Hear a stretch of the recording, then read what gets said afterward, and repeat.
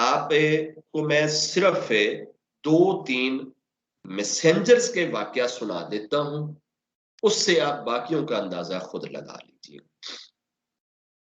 Moses जी के पास से जब मौत का फरिश्ता आया था ना, मोसेस जी के पास, तो मोसेस जी को इसको देख के ना इतना गुस्सा आया था कि मोसेस जी ने इसको मारा थप्पड़ और इसकी एक आंख निकाल दी। मोसेस जी ने मौत के फरिश्ते को थप्पड़ मारा। ये हिस्ट्री में लिख लीजिएगा, मौत के फरिश्ते को थप्पड़ मारने वाली हस्ती का नाम है मोसेस जी। ज्यूज के मैसेंजर, जिनको मूसा कहा जाता है, जो कोहे तूर पे खड़े होकर रब से बातें करते थे, ये बड़े जलाली थे, बड़े गुस्से वाले थे, बहुत तपे हुए होते थे। इन्होंने तो अपने भाई को ना इधर से दाढ़ी से पकड़ लिया था, सगे भाई को, वो भी प्रॉफिट थे। जब ये गए थे ना रब के पास बातें करने के लिए 40 दिन के लिए कोहे तूर पे, जब फर्स्ट टाइम पहली दफा इन्होंने रब से बात करनी थी ना, तो ये पहले रब से कहते रहते थे, रब्बा मेरे साथ बात कर, रब्बा मेरे साथ बात कर। तो रब ने कहा कि फिर 40 दिन जो है ना वो तू पूजा कर, पाठ कर, जप कर, व्रत रख, तो उसके बाद जो है ना हम ये बातचीत शुरू करेंगे। ये चलिया तब से शुरू हुआ है, जो आज हमारे यहाँ भी वो चलिया या चालीसा या इसको वो बोलते हैं। तो खैर मोसेस जी ने 40 दिन के व्रत रखे, ये सारी चीजें करी और गए कोहे तूर पे, रब से ये मतलब उनकी बातचीत हुई। अब मोसेस जी एक बार फिर गए किसी काम से, दूर गए, काफी समय लग गया। पीछे जो इनके फॉलोवर थे ना, उन्होंने बछड़ा बना लिया अपना भगवान और बछड़े को पूजना शुरू कर दिया। तो बछड़े की पूजा जो है ये ज्यूज ने भी की हुई है। हमारे यहाँ गौ माता है, उनके यहाँ बछड़ा था, तो बछड़े के पुजारी वो भी रहे हैं। लेकिन मोसेस ने वापस आके 70,000 को कत्ल किया था। इतना सख्त है ना, जो मौत के फरिश्ते को थप्पड़ ठोक के उसकी आंख निकाल सकता है ना, वो अपनी कौम के लिए देख लें कितना सख्त है कि बछड़े की पूजा करने पे 70,000 कत्ल कर दिए थे। तुम लोगों ने रब को छोड़कर बछड़े को पूजा है। ਅਸੀਂ ਤੇ ਇੱਥੇ ਜਨਾਬ ਪੁੱਜ ਕੇ ਤੇ ਬਛੜਾ ਛੱਡ ਕੇ ਉਹਦੇ ਗੋਬਰ ਨੂੰ ਵੀ ਪੂਜਣ ਨੇ, ਉਹਦੇ ਮੂਤਰ ਨੂੰ ਵੀ ਪੂਜਣ ਨੇ, ਉਹਦੀ ਹਰ ਸ਼ੈ ਨੂੰ ਪੂਜੀ ਜਾ ਰਹੇ ਆ। ਤੇ ਉਹ ਤੇ ਇੱਕ बछड़े ਨੂੰ पूज के ਤੇ कत्ल हो गए सन, ਤੇ ਸਾਡੇ ਨਾਲ अल्लाह जाने की होएगा। तो मोसेस जी की अपनी जब डेथ हुई थी, तो यही एंजल जिसको थप्पड़ भी लगा था और उसको मतलब है कि जाहिर है कि मनक तो आता ही है ना, थप्पड़ खा के भाई साहब जब ऊपर रब के पास गए, आंख भी निकली हुई, हाथ में पकड़ी हुई थी, रब्बा वो मैं गया था मोसेस जी की जान निकालने के लिए, उसने तो आगे से मेरे थप्पड़ मार के मेरी आंख निकाल दी, अब मेरे लिए क्या आदेश है। तो रब ने कहा था यार वो मेरा यार है ना, तू ऐसे ना ना जा, तू ऐसे ना ना जा, तो तरीका है, मेरे यारों के पास ऐसे जाते हैं, तू नहीं जानता है वो मेरा यार है, किस तरह से चले गया तू उसकी दरगाह, जा जाके उसको मेरी तरफ से सलाम कह और उसे कहे तुझे तेरा यार अपने पास बुलाना चाहता है, क्या तू आना चाहता है, फिर देखना वो कितनी खुशी से तुझे तेरा काम करने दे। बात की समझ आ रही है। भाई साहब फिर दोबारा आए और आकर मोसेस जी को बड़े प्यार से मिलके तो उन्हें कहते कि रब आपको सलाम भी कहता है और रब आपको अपने पास बुलाना चाहता है। कहता है मेरे यार को ना बस जल्दी से मेरे पास ले आ। ਹੁਣ ਰੱਬ ਕੋਲੇ ਜਾਣ ਦਾ ਚਾਹ ਮੋਸਸ ਨੂੰ ਚੜਿਆ ਤੇ ਮੋਸਸ ਜੀ ਕਹਿੰਦੇ जल्दी करना, फिर देर क्यों करन दे। तो ये जो रब के प्यारे होते हैं ना, उनको जब रब के दर्शन या रब से मिलन की आस होती है ना, एक दरवाजे से निकल कर दूसरे दरवाजे में दाखिल होने का जो उनका सीन होता है ना, वो जस्ट लाइक का वो दूल्हे की तरह होता है। ये बन संवर कर सज कर अपने रब के दर्शन पाने के लम्हे को तरसते हैं। कि कब वो लम्हा आएगा कि जिस वक्त हम अपने रब के दर्शन करें। ये हमारी तरह पूरी जिंदगी मौत से डरते नहीं रहते, ये मौत से कांपते नहीं रहते, ये तो मौत के इंतजार में बैठे रहते। इन्होंने कभी भी अपने आप को अनरेडी नहीं छोड़ा होता, ये सारी जिंदगी रेडी बैठे होते हैं, क्योंकि इन्होंने जमीन पे कुछ जोड़ा नहीं होता, इसलिए इन्होंने अपने रेडी होने में कुछ छोड़ा नहीं होता। इनका ताल्लुक जमीन के साथ नहीं, इनका ताल्लुक हमेशा आसमान वाले के साथ बना रहता है। इसलिए आसमान वाले की तरफ से जब मैसेज आता है ना कि मोसेस आजा यार, बहुत हो गया ना, कितना रहना ही दुनिया, तो फिर मोसेस देर नहीं लगाते। अब ये रब उनके साथ कोई ये नहीं कि पहले से कोई यारी नहीं होती, या पहले से कोई रब उनको यार नहीं समझता और अब कोई इस वाक़े के बाद रब ने उस उनको कोई यार बनाया होता है। ये इस तरह के इंसिडेंट रब करवाता ही इसलिए है ताकि अपने महापुरुषों की शानो शौकत बाद में डे ऑफ जजमेंट तक आने वाले इंसानों के सामने रखी जा सके, उनको बताई जा सके, उनको समझाई जा सके कि किस तरीके से जो है ना वो जान जो है वो निकलती है और क्या होता है।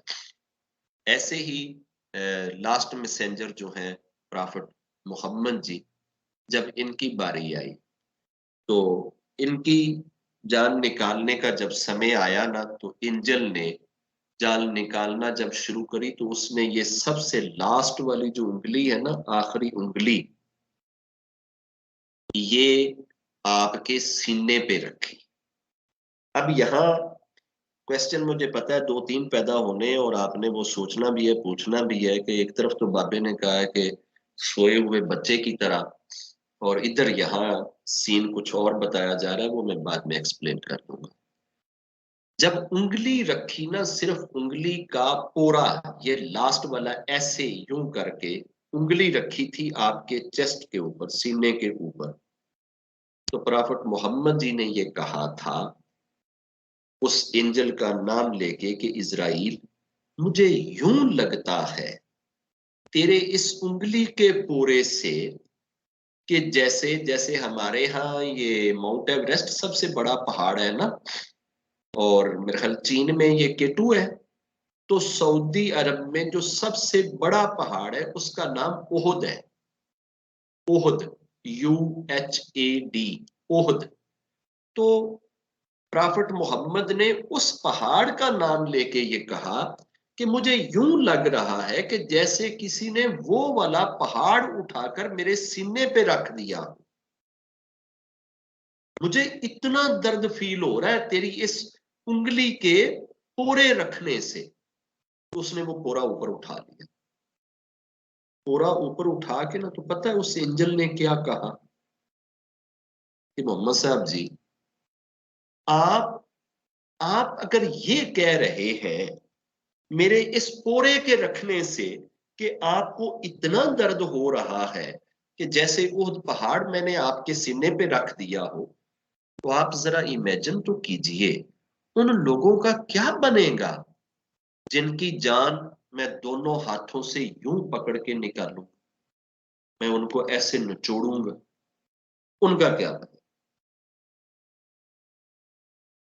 ये जो पहला ट्रायल किया, या जो उंगली रखी, या जो दर्द फील कराया, और उसके बाद ये जो क्वेश्चन सामने आया है, जो मोहम्मद साहब जी से खुद वो एंजल कह रहा है कि आप फिर उनके बारे में सोचें ना कि उनका क्या बनेगा। असल में ये प्रॉफिट मोहम्मद साहब जी के इस इंसिडेंट के बाद कायनात के अंदर से तमाम जाने वाले इंसानों की मौत का एक हल निकालना था। इसके लिए ये सारा ये ट्रायल किया गया। तो प्रॉफिट मोहम्मद जी ने कहा था कि ठहर जा, फिर जब तक इस चीज का हल नहीं आ जाता उस वक्त तक तू अपना काम ना कर। रोक दिया। उस वक्त ये जो ग्रंथ है इनकी, इस ग्रंथ के अंदर एक आयत है, मैं बताऊंगा नहीं।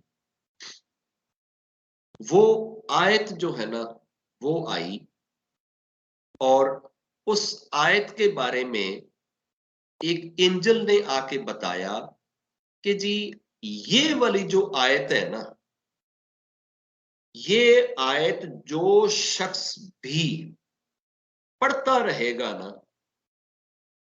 लाइफ में, डेली एक बार, जो शख्स से एक बार, दो बार, तीन, चार, हद पांच, बस इतनी बार भी सिर्फ अगर पढ़ता रहेगा ना, तो उसकी जान ऐसे ही निकलेगी जैसे सोए हुए बच्चे के मुंह से मां छाती को जुदा करती है। ये सॉल्यूशन लोगों के लिए निकालना मकसद था, इसकी वजह से वो वाला हिस्सा आया। आज लोग इस हिस्से को इस तरीके से कोड करते हैं, रेफरेंस देते हैं कि जी देखो प्रॉफिट मोहम्मद जी अगर एडे ही दर्जे आले सन, एडे ही ਉੱਚੇ ਸਨ, ਤੇ ਫਿਰ ਉਹਨਾਂ ਨੂੰ ਉਹ ਉਂਗਲੀ ਰੱਖਿਆ ਦਰਦ ਕਿਉਂ ਹੋਇਆ ਸੀ। ਉਹ ਚੱਲਿਓ ਉਹਨਾਂ ਨੂੰ ਦਰਦ ਰੱਬ ਨੇ ਕੋਈ ਦੇਣਾ ਮਕਸਦ ਨਹੀਂ ਸੀ, ਤੇ ਨਾ ਹੀ ਉਹਨਾਂ ਨੂੰ ਰੱਬ ਨੇ ਕੋਈ ਦਰਦ ਦਿੱਤਾ ਹੈ। ਠੀਕ ਹੈ ਨਾ। ਅਗਰ ਮੋਸਸ ਲਈ ਰੱਬ ਇਹ ਕਹਿ ਰਿਹਾ ਹੈ ਕਿ ਤੂੰ ਮੇਰੇ ਯਾਰ ਕੋਲੇ ਚੱਲਿਆ ਸੀ ਤੇ ਚੱਲਿਆ, ਇੰਜ ਹੀ ਟੁਰ ਗਿਆ, ਇਸ ਤਰੀਕੇ ਨਾਲ ਜਾਈਦਾ, ਯਾਰਾਂ ਨਾਲ ਇੰਜ ਕਰੀਦਾ, ਇਹ ਤੇ ਯਾਰਾਂ ਦਾ ਯਾਰ ਹੈ ਨਾ।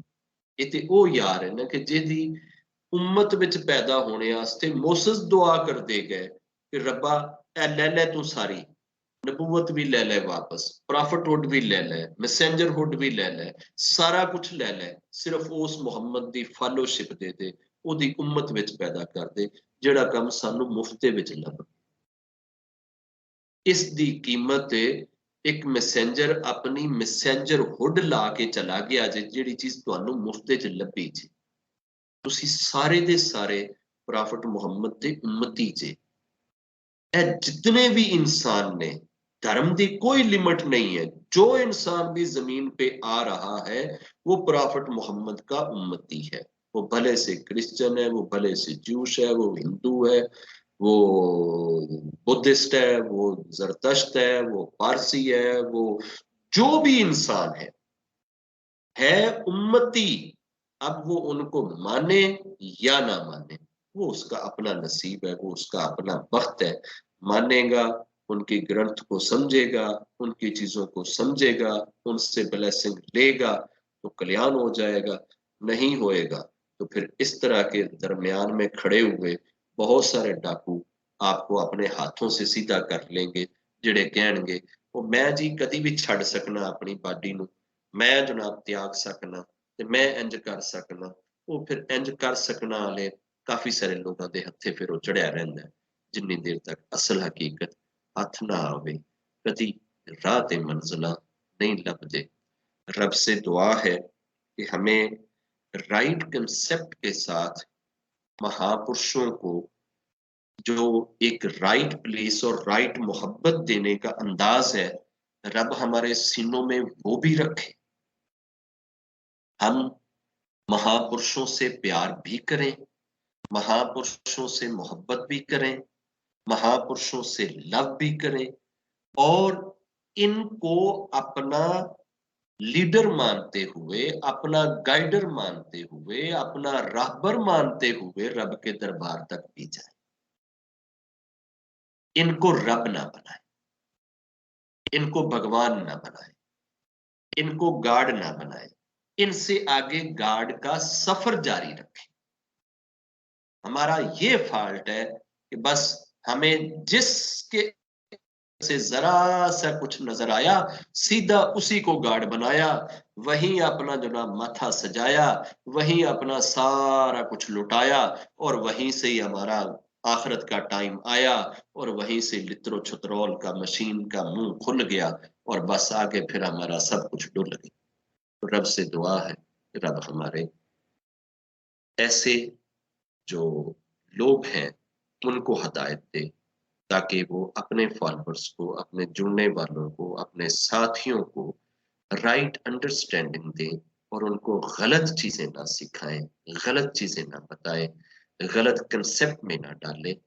मेरी दुआ है रब इन्हां गुरुआं नूं बड़ा उच्चा दर्जा देवे, रब इन्हां नूं बड़ियां इज्जतां देवे, पर यार खुदारा रब ना बनो, बस खुदा दा वास्ता है रब ना बनो, रब ना बनो। और लोगां नूं रब दे बारे जरूर दसो, लोगां नूं रब बन के ना दसो, रब दे बारे दसो, रब दे बंदे बन के दसो।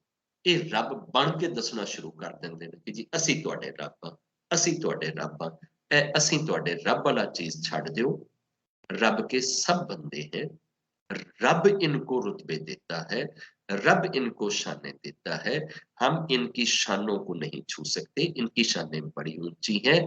किनकी? सच्चे गुरुओं की।